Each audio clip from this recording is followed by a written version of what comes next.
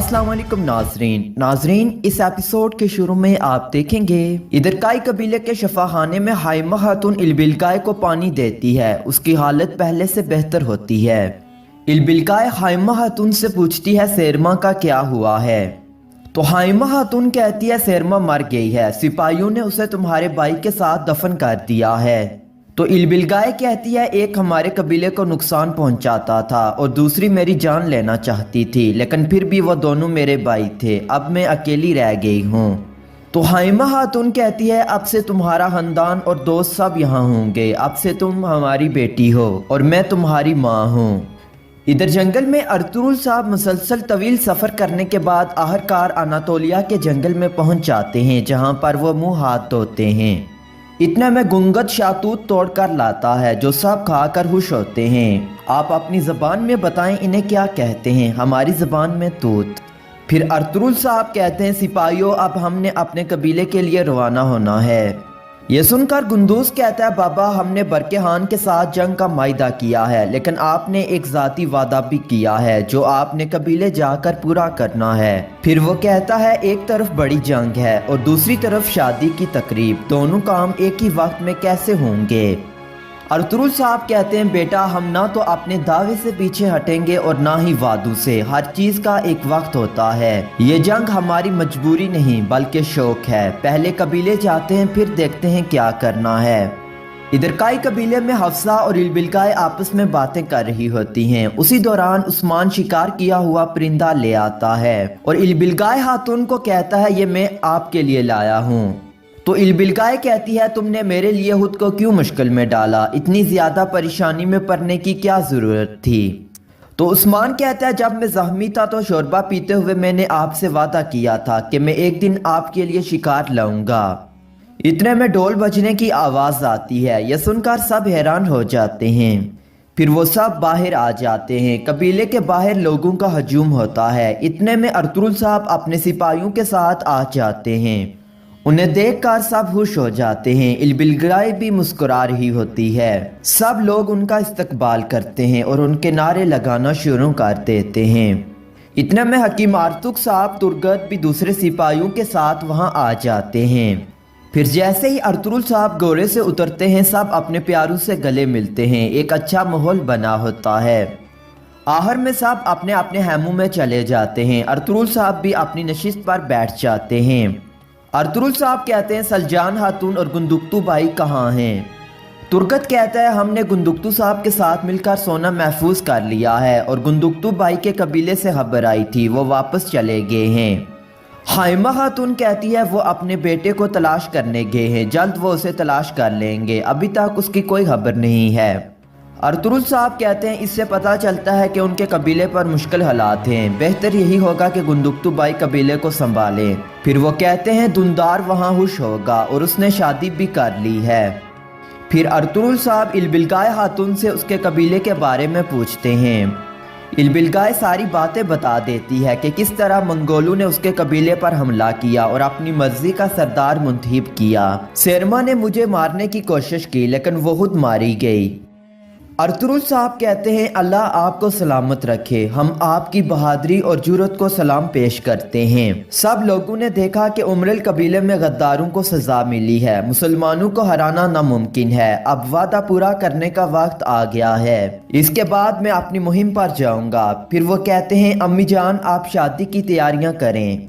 तो हाइमा खातून कहती है बेटा फिक्र ना करो, हम दस्तरखान पर तरह तरह के खाने लगाएंगे। बाहर कई कबीले के बच्चे जंगी मशकों में मसरूफ होते हैं। इतने में सिपा सलार बमसी भी उधर आ जाता है। बमसी हर बच्चे के पास जाकर कहता है अपने दुश्मनों की आंखों में आंखें डाल कर देखना है, आपके पाँव और आपकी कलाइयाँ मजबूत होनी चाहिए। फिर वो अपने बेटे आइब्रस को कहता है इस तलवार को अपनी साइंस की किताब की तरह मत समझो बल्कि इसे मजबूती से थामो। फिर वो उस्मान और एक और बच्चे को आपस में लड़ा कर कहता है कि किस तरह दुश्मन से लड़ा जाता है। दूसरी तरफ अर्तुगरुल साहब की शादी की तकरीब जोर शोर से जारी होती है। किसी जगह पर दुम्बे ज़बा किए जा रहे होते हैं और किसी जगह पर खवातीन रोटियां पका रही होती हैं। हर कोई अपने काम में मसरूफ होता है। इधर इमाम साहब बच्चों की मशका में आ जाते हैं और बमसी से पूछते हैं क्या हो रहा है। बमसी कहीं जंग का ऐलान तो नहीं हो गया। تو بمسی کہتا ہے امام صاحب ہم خود نہیں جانتے کہ اعلان جنگ کب ہوگا، اس لیے میں ان کو مشقیں کرا رہا ہوں۔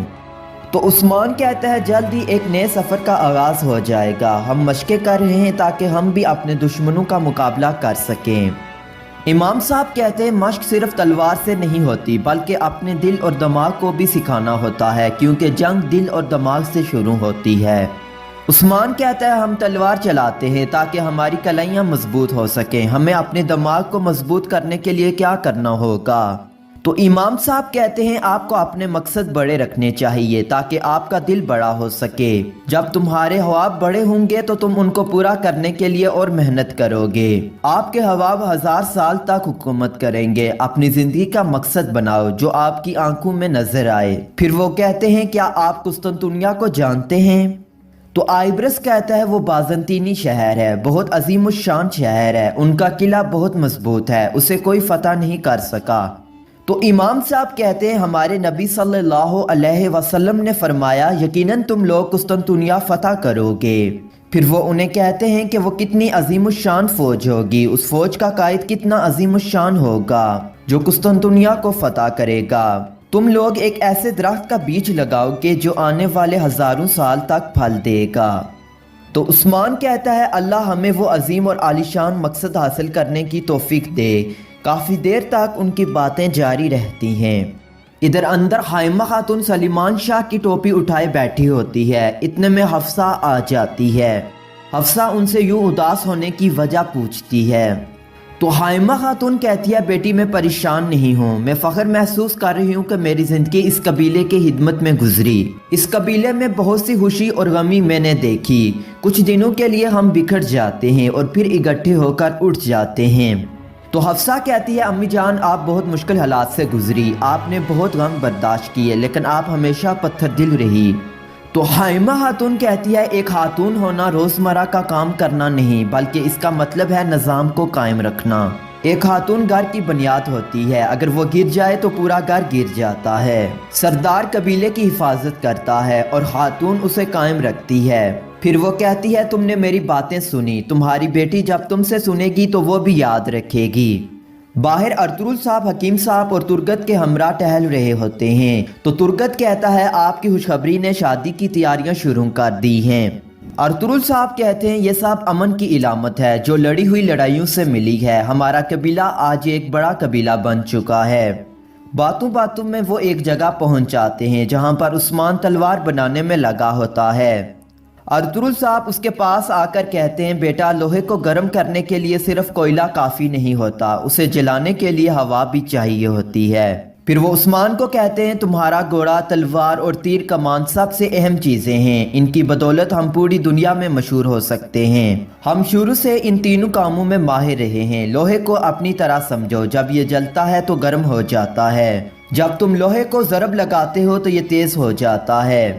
عثمان کہتا ہے بابا آپ نے ٹھیک کہا، ایک لوہے کو بہادر کی طرح ہونا چاہیے، اسے بھی بہادر کے دل کی طرح زنگ نہیں لگنا چاہیے۔